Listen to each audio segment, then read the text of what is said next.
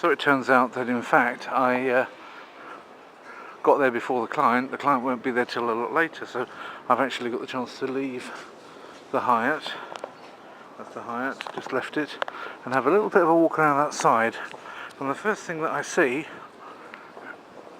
is the most extraordinarily, and I suppose I don't know how, because my room overlooks this. How I didn't really notice it from the room, I don't know, because the room overlooks that and that corner.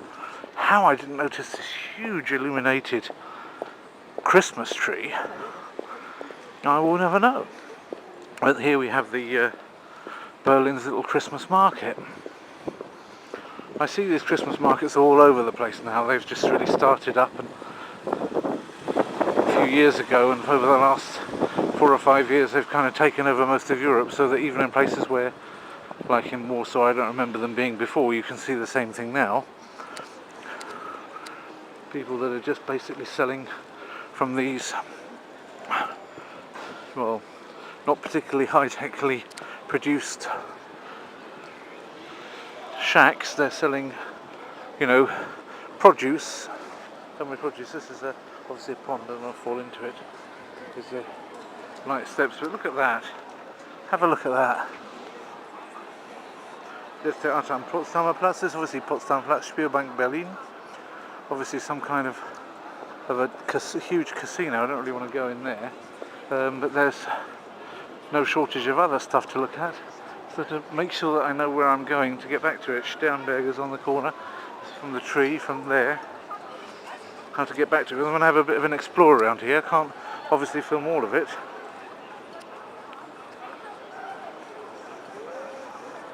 Strange sculpture. There's a little bit of water in there, but I don't know that it's even incidental from the rain and things. Nice. See, even though desire to put a hat on, and nor do most of the people here have hats on. Mainly young people that weren't even out and about when I first started recording for YouTube.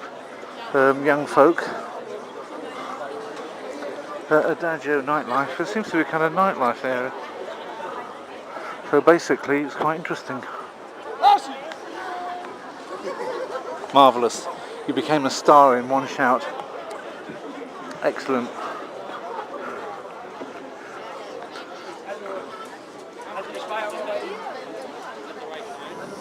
Tell us this or that. A lot of these interestingly shaped buildings here. So the Hyatt's still there. Oh, we've got some horses.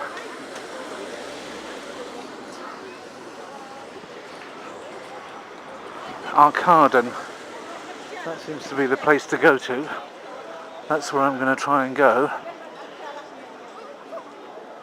This is a little bit like everything at once. Theatre land, nightlife land, casino land, Hyatt land, Christmas fete land. It's all kind of like, it seems very central. Seems like there's a lot going on, and yet I wouldn't say it's crowded. As you can see, probably from the film as well as I can, that the population isn't that, it's not that I'm getting jostled here for space or anything. So, quite comfortable to use it. There are these car 2goes, Energieladen. So what is this all about? You can just take a car, can you? You can just hire a car, load it up with energy, and just take it, or just get in the car and start driving around in it. What's the idea of this? This is funny, isn't it? I've never seen this before. I've seen bikes that work like this, where you just stick the bike in. Here it's getting pumped up with energy overnight. And so what do? You can just hire them, or what? You can just like put your credit card in and it tells you that you can have one or something? How does it work?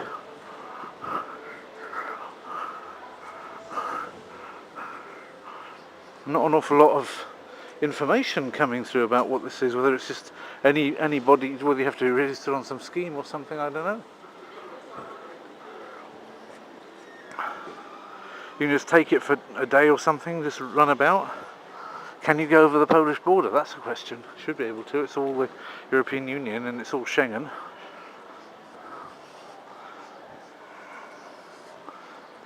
there aren't any terms and conditions, or T's and C's as we say in the trade, actually put up there. I just don't know what it's all about really. It's just it's there. It's obviously a bunch of 6 or 7 cars with all plugged into the mains, and exactly how you use it or what you can do with it is not exactly clear. So I don't know whether I'm going to be able to film in here because it's one of those malls, but I might be able to because it's Christmas. We'll see. If they tell me to stop, I'll stop. Maybe I'll just stick it in my pocket.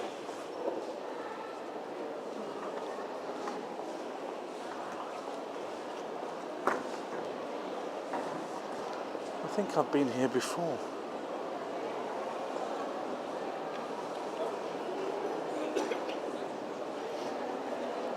I think I came here in 2005, but I wasn't filming back then.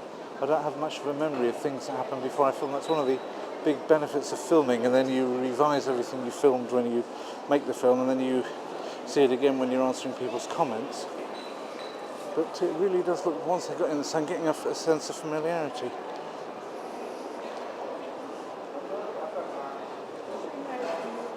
So what my wife asked me to get is some German shampoo of a certain type. She wants me to get her that, and I need, because I didn't remember to bring it with me, is some underarm deodorant. Obviously I used it in the morning, but I didn't take it with me, so I won't be able to use it in the morning what I don't have. Ah, there's an apotheker down there. Ah, this is the maqueta. This just shows what's going on around here. Can you see that all right? I'm not making it too clear that I'm filming in order not to get told that I can't.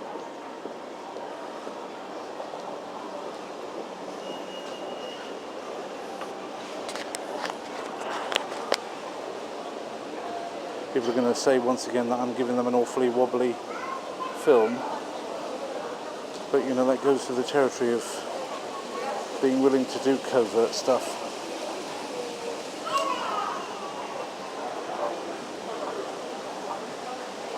Do you like this? I can just say, oh, it came on in my pocket by accident. Look at that, it's like a tour to queue to Lenin's tomb. Water just to take medicine with. Some people take medicine in the middle of the shop. It's not just to anybody to drink. There aren't any cups for it anyway. Well, that's more of a real chemist shop. It's not really just a drogist, as the Germans call it, you know, like a place to buy. I can obviously come back and get it, but that's probably something for more like prescriptions and rubbish like that. So I'll probably try something else first before I go there. No point in getting involved in a queue like that.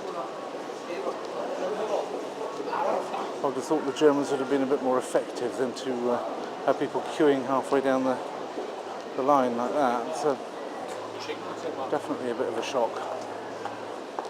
The Germans, being ordentliche Leute, are quite happy to stand in a queue. There's another one. And the other things I wanted to do, in fact, was to eat something. It's not expensive to eat in Berlin.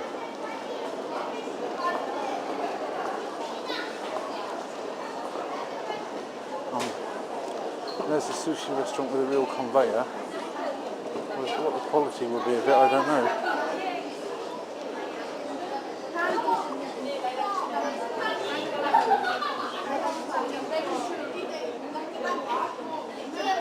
Oh, it looks quite nice. Have to check and see later.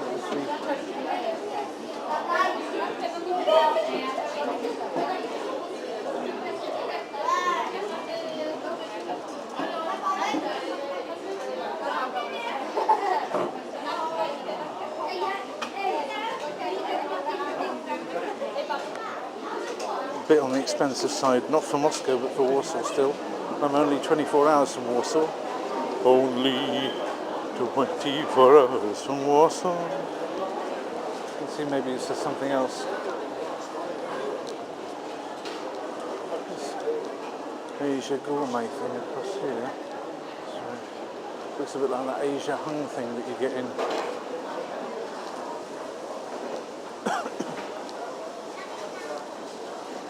There's absolutely no shortage of food, that's for sure. Eating options.